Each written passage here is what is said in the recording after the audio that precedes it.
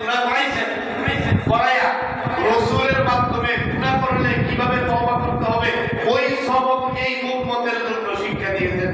চিৎকার মেরে বলেন সুবহানাল্লাহ। তাহলে এক হিসাবে সাহাবীর গুনাহ দেওয়া আপনার আমার জন্য রহমত, এক হিসাবে সাহাবীর গুনাহটা আপনার আমার জন্য কথা বুঝে গেল কেন? সাহাবী গুনাহ যদি না করতো কোনো সাহাবী, তাহলে কেমনে তওবা করা লাগে এই সবক তো আল্লাহ রাসূল হাতে কলমে দিতে পারতেন না। তাই আমি আপনি ওই সবক পাইতাম না। এই জন্য সাহাবীর মাধ্যমে আল্লাহ গুনাহ করাইছেন, কেন করেছেন? করাইয়া আল্লাহ রাসূলের মাধ্যমে কি করেছেন? গুনাহ থেকে তওবা করতে হয় কিভাবে, ক্ষমা পাইতে হয় কিভাবে, সেই সবক হাতে কলমে দেখাইয়া আমাদেরকে শিক্ষা দিয়ে গেছেন। তাহলে এই ক্ষেত্রে বোঝা যায় সাহাবীর দ্বারা যে গুনাহ হয়ে গেছে, এই গুনাহটা হওয়া আমাদের জন্য রহমত হয়েছে। ঠিক কি না? ঠিক না?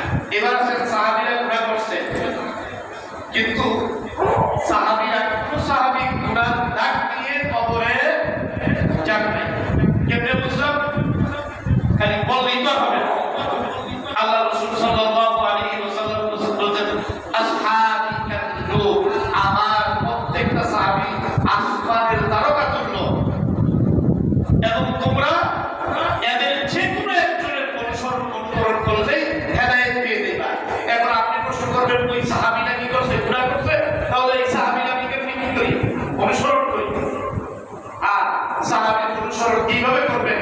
সাহাবীর দ্বারা গুনাহ হয়েছে এবং এই গুনাহ থেকে মাপ পাওয়ার জন্য সাহাবী কিভাবে আল্লাহর কাছে তওবা করবে, এই তওবার শিক্ষাটাও আপনার আমার জন্য সাহাবীর জীবনে আল্লাহ পাক রাখছেন।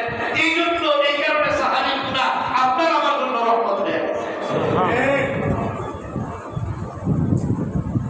এখন কেমনে বুঝলাম সাহাবী কি হয়ে গেছে? সাহাবী কি গুনাহমুক্ত হয়ে গেছে, এটা বুঝলাম কেমনে? আপনি এই কোরআন বলে, এই সূরা বলতে বলে, উলাইকাল্লাযীনা ইমতাহানাল্লাহু কুলুবাহুম লিত-তাকওয়া। আল্লাহু আকবার। উলাইকাল্লাযীনা ইমতাহানাল্লাহু কুলুবাহুম লিত-তাকওয়া। আল্লাহ বলেন, আমি প্রত্যেকটা সাহাবী আমার নবীর হাতে ধরা ছাত্রদেরকে আমি আল্লাহ নিজে পরীক্ষা দিয়েছি। ইমতাহানাল্লাহ, ইমতিহান মানে পরীক্ষা, এক্সাম। ইমতাহানাল্লাহু কুলুবাহুম লিত-তাকওয়া, আমি তাদের কলবের তাকওয়ার উপর পরীক্ষা দিয়েছি। লাহুম মাগফিরাতুন ওয়া আজরুন কারীম। এই পরীক্ষায়, আমার পরীক্ষায় তারা উত্তীর্ণ হয়েছে। সাহাবী যদিও গুনাহ করছে, কিন্তু এমন তওবা করছে, ওই তওবার খাতিরে আমি আল্লাহ তাদের গুনাহ মাফ করে দিয়েছি। আর তাদের অন্তরের কলবের তাকওয়ার পরীক্ষা নিয়ে আমি দেখছি, আমি আল্লাহ ওরা প্রত্যেকটা সাহাবী কি একেবারেই ফার্স্ট ক্লাস পাস হইয়া প্রথম শ্রেণীতে পাস করেছে। আর এই কারণে আমার নবীর সাহাবীরা তারা যে কি গুনাহ করলো, গুনাহ নিয়ে কবরে যায় নাই, তারা আমি আল্লাহর পক্ষ থেকে ক্ষমা নিয়ে কবরে গেছে। কোরআন বলে, রাসূলুল্লাহ আমি আল্লাহ তাদের প্রতি রাজি আর খুশি, তারাও আমার প্রতি রাজি আর খুশি। সাহাবীর দ্বারা আল্লাহ নবীর সাহাবীর দ্বারা গুনাহ হয়েছে, কিন্তু গুনাহ নিয়ে কোন সাহাবী কবরে যান নাই। এজন্য প্রত্যেক সাহাবী জান্নাতি। প্রথম 10 জনের কথা তো বুখারী শরীফের মধ্যে আছে। আবু বকর ইবনে কুহাফা ফিল জান্নাহ, ওমর ইবনে খাত্তাব ফিল জান্নাহ, উসমান ইবনে আফফান ফিল জান্নাহ, আলী মুর্তজা ফিল জান্নাহ, আব্দুর রহমান ইবনে আউফ ফিল জান্নাহ, তালহা ফিল জান্নাহ। বুখারীর riwayতের মধ্যে আছে প্রথম 10 জন তো দুনিয়াতে সুসংবাদ পেয়েছে। বাকি সাহাবীদের ব্যাপারে আল্লাহর ঘোষণা হইল রাদিয়াল্লাহু আনহুম ওয়া রাদওয়ান। একদিকে আমি পরীক্ষা নিয়েছি, ওই পরীক্ষায় তারা পাস করেছে, আমি আর পুরস্কার হইল আমি আল্লাহ তাদের জন্য দুনিয়াতে জান্নাতের ঘোষণা দিয়ে দিলাম। আমিও রাজি, তারাও আমার প্রতি রাজি। তাই যে ওই যে হযরতে ওয়ালিদ ইবনে উকবা মিথ্যা কথা বলছিলেন, গুনাহ হয়েছিল, এই গুনাহ থেকে উনি ভাগ নিয়ে কি করছেন? দুনিয়া থেকে গেছেন।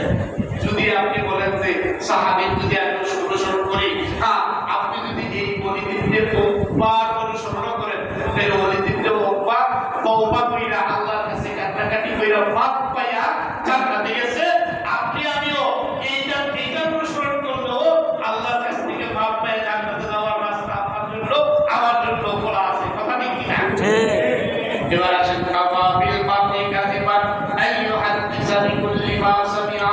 যদি আল্লাহর রাসূল ওলিদিনকে বহুবার এই কথার পর যদি বলতেন যাও যাও খালিদ বিন ওয়ালিদ খালিদ বিন বেরানের পুত্রটা ধ্বংস করে দাও, তাদের বিরুদ্ধে যুদ্ধ করো, যদি তিনি ওই সংবাদটা যাচাই বাছাই না করতেন তাহলে একটা পুরা পুত্র সেদিন ধ্বংস হয়ে যেত। কথা ঠিক না? ঠিক। তাহলে ইসলাম আমাদেরকে সংবাদ গ্রহণ এবং বর্জনের নীতিমালা শিখাইল। আমরা আমাদের ব্যক্তি জীবনেও কি করি? একজন এসে বলছে হুজুর তো আপনারা কি কথা বলছেন, এখন আমি যদি মনে করি কি সর্বনাশ করতাম, এরকম বলবো এই অবস্থাটা আমাদের দিয়ে বুঝে আপনাদের দেখা। আর এই অবধি এই সংবাদটা পাওয়ার পরে কি অবস্থা হবে? কয়টা অবস্থা হবে?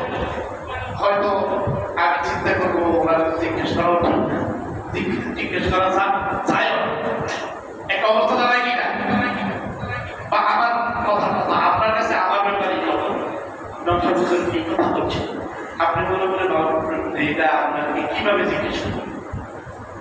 কিন্তু খবরটা সত্য হইতে পারে, মিথ্যাও হইতে পারে। আপনি কি করলেন সেটা আপনাকে কিভাবে জিজ্ঞেস করলেন? এই কথা মনে করে আপনি জিজ্ঞেস করলেন না। আবার খবরটা শুনেও আপনি কি করলেন? সত্য হইতে পারে, মিথ্যা হইতে পারে, কিন্তু আপনি ধারণা খারাপ করছেন। বুঝলো কিনা? এটা একটু সবার ব্যাপারে হয় কিনা? এই যে আমরা এই কাজগুলো, এই অবস্থাটা যখন আমাদের ব্যক্তিগত ভাবে আসে, পারিবারিক ভাবে আসে, তখন দায়িত্ব কি? তো এই সংবাদটা